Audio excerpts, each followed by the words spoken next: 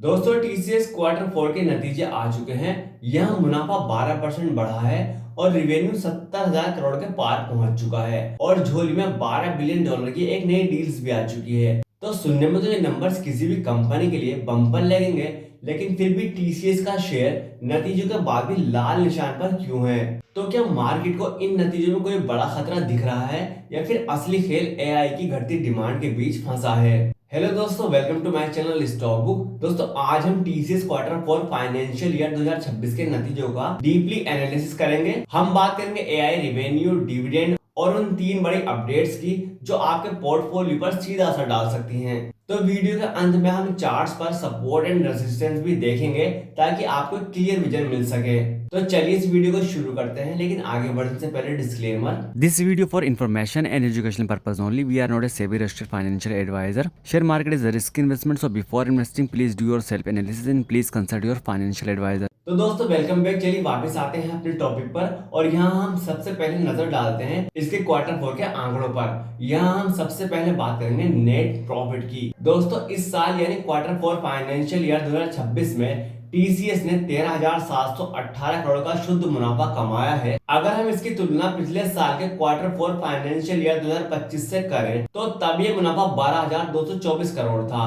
यानी सीधे सीधे आपके निवेश पर कंपनी ने 12.2% की शानदार बढ़त दर्ज की है। यह दिखाता है कि मुश्किल समय में भी कंपनी पैसा बना रही है। अब बात करते हैं इसके रिवेन्यू यानी आय की, यानी कंपनी के पास कुल कितना पैसा है। दोस्तों इस तिमाही में टीसीएस का रिवेन्यू 70,698 करोड़ रुपए रहा है। यह रिवेन्यू पिछले साल इसी तिमाही में 64,479 करोड़ के करीब था। इसका मतलब है कि साल दर साल कंपनी की कमाई में लगभग 9.6% का उछाल आया है। 70,000 करोड़ का आंकड़ा पार करना अपने आप में बहुत बड़ी उपलब्धि है। अब नजर डालते हैं इसके एबिटा मार्जिन पर। एक इन्वेस्टर्स के लिए सबसे जरूरी होता है मार्जिन, जिससे पता चलता है कि कंपनी कितना खर्च बचा रही है। इस बार टीसीएस का ऑपरेटिंग मार्जिन बढ़कर 25.3% हो गया है।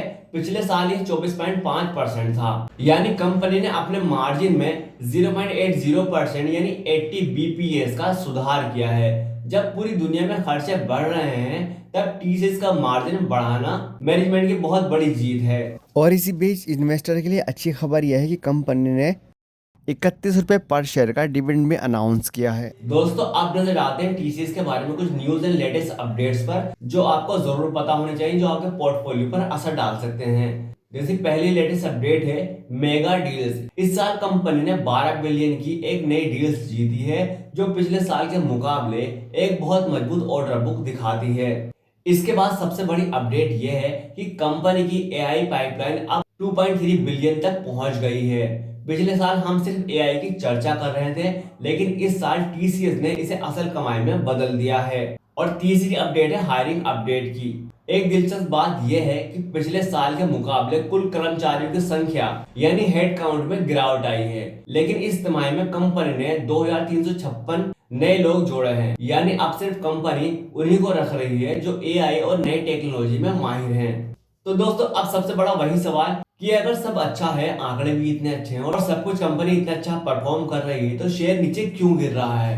तो इसका जवाब है constant currency growth. Global market में डिमांड अभी भी थोड़ी सुस्त है और क्लाइंट सोच समझकर खर्च कर रहे हैं। बाजार को शायद इससे भी ज्यादा एक्सप्लोसिव ग्रोथ की उम्मीद थी। इसके अलावा मार्केट सेंटिमेंट ठीक नहीं है। जैसे अभी ईरान, इजराइल और अमेरिका के बीच वॉर चल रहा है, तो इसका इम्पैक्ट पूरे ग्लोबल वर्ल्ड पर पड़ रहा है। तो जैसे आप भी देखते होंगे, अगर कोई सीज फायर की या कोई गुड न्यूज आती है तो आपको शेयर मार्केट में पॉजिटिविटी देखने को मिलती है, और कोई बैड न्यूज आती है तो आपको शेयर मार्केट में निगेटिविटी देखने को मिलती है। तो दोस्तों जब ग्लोबल टेंशन बढ़ती है तो दुनिया भर की शेयर मार्केट पर इसका असर देखने को मिलता है। चलिए दोस्तों अब एक नजर डालते हैं इसके टेक्निकल व्यू पर, यानी सपोर्ट एंड रेजिस्टेंस जोन्स क्या कह रहे हैं।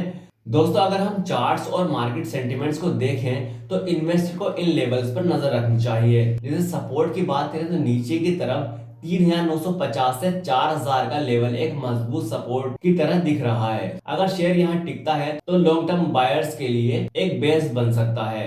और रेसिस्टेंस की बात करें तो ऊपर की तरफ 4,250 और 4,320 पर कड़ा रेजिस्टेंस दिख रहा है। जब तक शेयर इन लेवल्स के ऊपर क्लोजिंग नहीं देता है तब तक एक बड़ी रैली की उम्मीद कम ही की जा सकती है। लेकिन दोस्तों आपको याद रखना चाहिए मार्केट की चाल ग्लोबल संकेतों पर भी निर्भर करेगी। चलिए दोस्तों अब आते हैं फाइनल वर्डिक्ट पर। दोस्तों अभी TCS स्टेबल और स्टेडी फेज में है। ये कोई रातों रात पैसा डबल करने वाली कहानी नहीं है, बल्कि एक मजबूत दिग्गज कंपनी है जो खुद को AI के भविष्य के लिए तैयार कर रही है।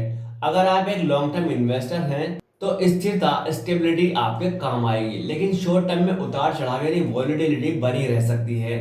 तो अगर आप एक लॉन्ग टर्म इन्वेस्टर हैं तो इसे आप अपनी वॉच लिस्ट में रख सकते हैं। और शॉर्ट टर्म इन्वेस्टर अभी मार्केट सेंटिमेंट्स के ठीक होने और स्टॉक में स्टेबिलिटी आने का वेट कर सकते हैं। तो दोस्तों अभी TCS के बारे में जो भी जरूरी जानकारी थी और जो जानकारी आपको पता होना चाहिए थी वो मैं आपको दे चुका हूं। दोस्तों अगर आपको ये ऑनेस्ट और यूजफुल जानकारी पसंद आई हो तो प्लीज हमारे चैनल स्टॉक बुक को सब्सक्राइब कर दीजिए और इस वीडियो को लाइक एंड शेयर जरूर करें। Thanks for watching this video. This video for information and educational purpose only. We are not a SEBI registered financial advisor.